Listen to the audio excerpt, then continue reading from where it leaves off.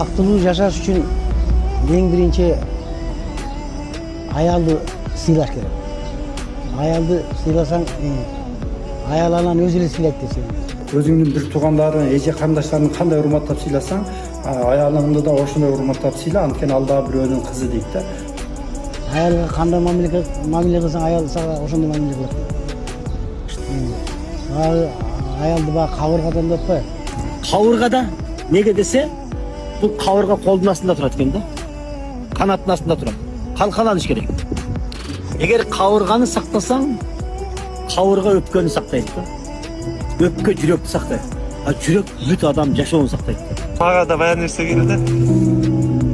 Мен алган кыз деле ошол өзүмдүн кызымдай эле бирөөнүн кызы да депчи.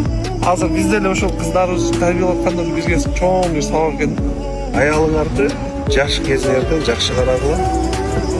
Каарыганда ошо аялыңардан башка силерди эч ким карабайт деген.